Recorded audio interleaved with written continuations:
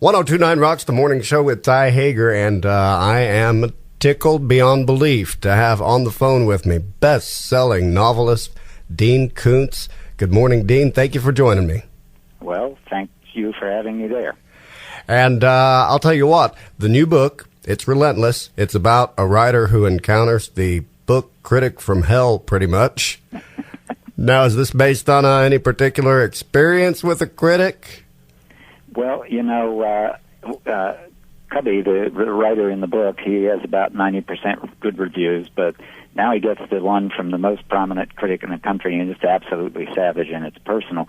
And we all get bad reviews at times. I've been, like Cubby, lucky to get mostly good ones, but this was generated, the idea came to me, because every few years you'll get a review somewhere that is totally personal. It isn't even about the book. It's a personal assault on you.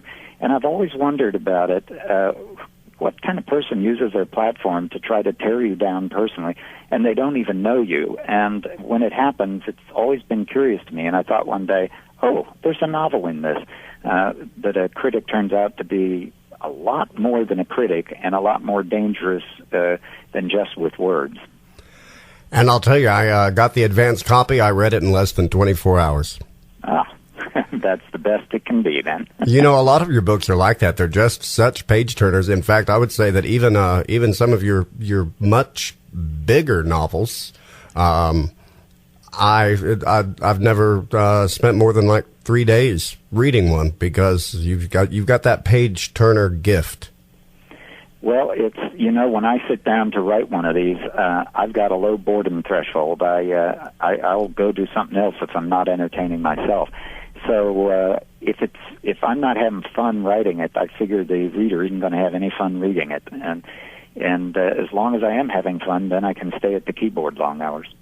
And you know what I really like about your books? You've got the suspense. You've got a lot of terror involved in your books. But you've got a sense of humor that runs throughout. I've written some books that don't have any much humor, like Intensity or Velocity, but though even that has some. But years and years ago, when I started to introduce comedy into comic elements into suspense, my publishers are saying, can't do that. People don't want to have a laugh in the middle of a suspenseful story. And I just never bought that. I thought, if you can laugh with the character, if the character strikes you as amusing and fun to be with, then you're going to be more concerned about what happens to them. And it actually heightens the suspense. And happily, over the years, readers have supported my contention, because sales have only grown once I started doing that. I think it's actually a wonderful element of your novels.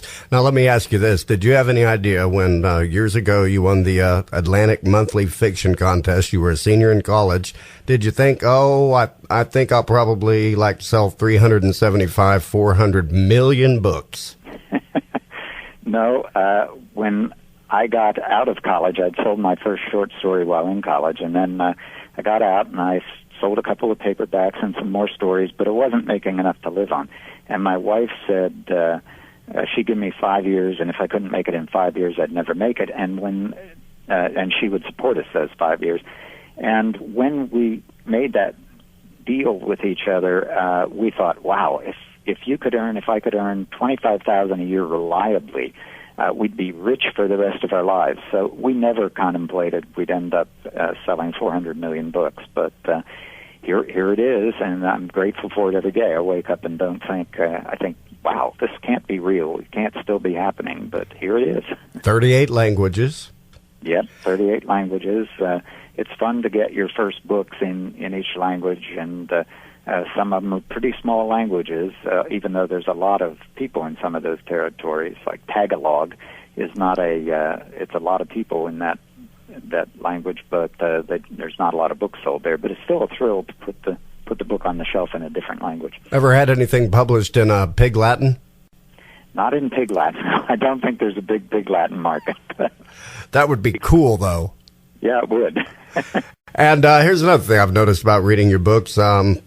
You are a dog lover.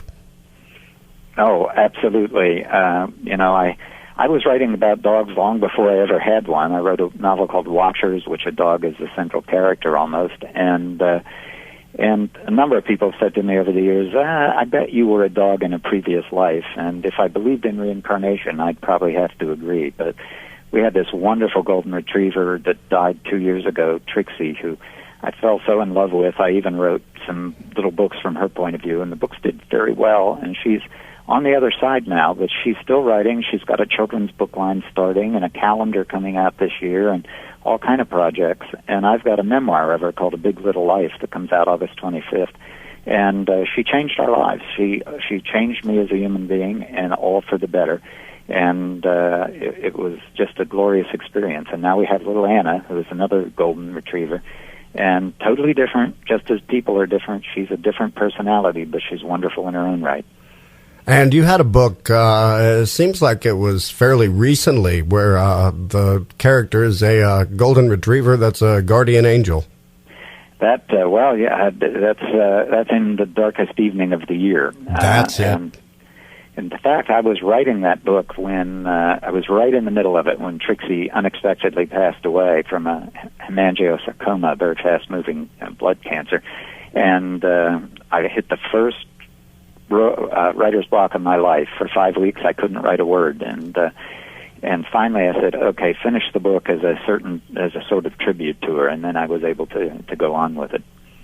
So is today one of those days where you've got? I noticed that when I started reading Relentless, you had me hooked when Cubby, the writer, is getting ready to sit down and do 5 hours of radio interviews, and you mentioned that you liked doing the radio interviews better because more often than not, the person interviewing you would have actually read the book. Yeah, Cubby shares that. Cubby and I are alike in a number of ways. One, we're not real hot on publicity. Neither he nor I has done a national book tour, and but both he and I like doing radio. It's the thing I'd much rather do because it's, as he says, and it's true, almost never does anyone in television read the book before they talk to you about it. In radio, 80% of the time they do. And then in radio, there's just more personality in the people in radio, and it's a more buoyant medium, and there's more often humor in it, and it's just an easier. I'm fairly relaxed on radio because of the people in it, and so that Cubby and I share. Well, I'll tell you what, it is a wonderful book. Now, is it already out? Yes, it is. Came out last week. Okay, well, I think I predict that it's going to be a bestseller for you, Dean. I hope so. I don't want to have to learn plumbing. I think you're probably a long way from having to learn plumbing, although you could learn radio. I could. I don't know if I could. I can babble, but I don't think I can talk intelligently for 3 hours. Very few of us do. Dean, thank you so much. I know you've got a lot of other interviews to do, and it's been a real pleasure talking to you. Well, thanks for having me there. Okay, and best of luck with the book, Dean. Thank you. Okay, have a great day. You too. Okay, bye.